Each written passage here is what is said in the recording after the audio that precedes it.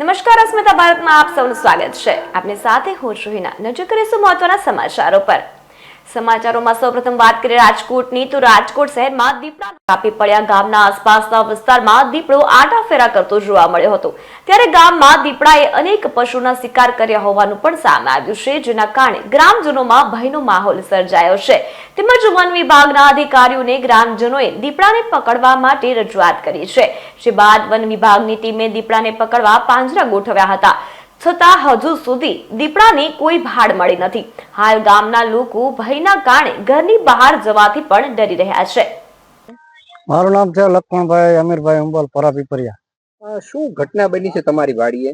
ઘટના તો સાહેબ એવું છે, આ દીપડો વાડિયા બહુ હેરાન કરે છે, માણસો બીએ છે. એક દિવસ હું રૂમમાં ગરી ગયો હતો, પછી તમે શું કર્યું?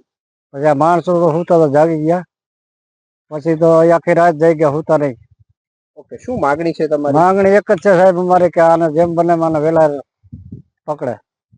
કેટલા સમયથી આ દીપડાનો ત્રાસ છે? દીપડાનો ત્રાસ છે સાહેબ 2 મહિના થયા. રાત મજૂરો કોઈ મળે છે કે નહીં? શું મુશ્કેલી પડે છે? મજૂરો સાહેબ વયા જાય ને, રાત આખી જાગે, દિવસ ને કામ શું કરે? 2-3 વાડીના તો લબાસા ભરીને વયા ગયા. કે અમારે બાલ બસા નાના નાના, એનું ધ્યાન રાખવું કે રાતે જાગવું.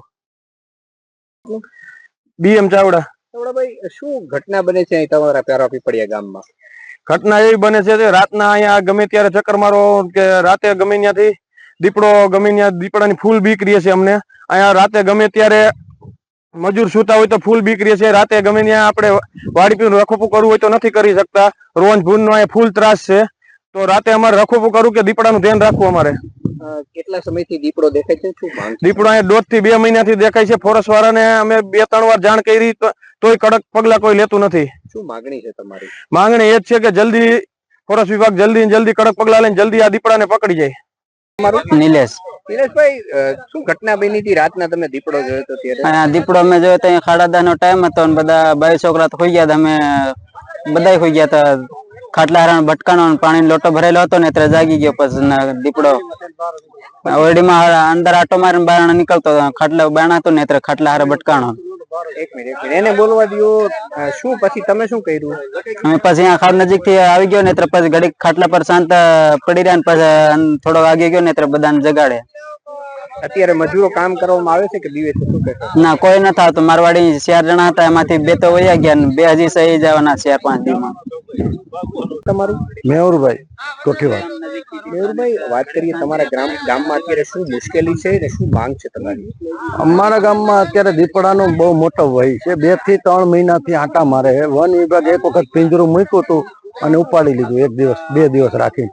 અને બધી વાડીઓમાં અત્યારે લેબર આવે, બહુ તકલીફ છે. જે લેબર છે મજૂરો બધા આદિવાસી, એ અંદર દીપડો કરી અને બધા ભાગવા માંડ્યા છે. અત્યારે એક પર બરોબર અત્યારે વરસાદની સિઝન છે, વાવણીની સિઝન છે, વાવવાનું છે, મગફળી ને કપાસના બધા પાકની નીંદવાની મોસમ હાલે. અને અત્યારે દીપડાની ભયથી બધા એક પણ આદિવાસી અહીંયા છે નહીં. અને ગામજનોને જે ખેડૂતો છે એ 5-7 જણા ભેગા થઈને વાડીએ આવવું પડે. રાતે તો આવી જ નથી શકતા, પણ દિવસના આજુબાજુ 4-5 હોય તો જ અહીંયા વાડી આવી શકે. એમ્સ રોડ છે, એમ્સના જે દર્દીઓ છે એને પણ હાલાકી પડે બહુ. અને એ લોકોના જે કર્મચારી છે, ડોક્ટરો છે, સિસ્ટરો છે, એ બધા પૂછે કે ભાઈ દીપડો નીકળો તો, પણ દીપડો એમ કઈ ઉભો નથી રહેતો. વન વિભાગ જ એની સોલ્યુશન લેવે તો જ આ હલ બને એમ છે. અત્યારે ગામમાં કેવો પૂરેપૂરો ભાઈ, આ સાઈડ કોઈ એને આવતું જ નથી દિવસના.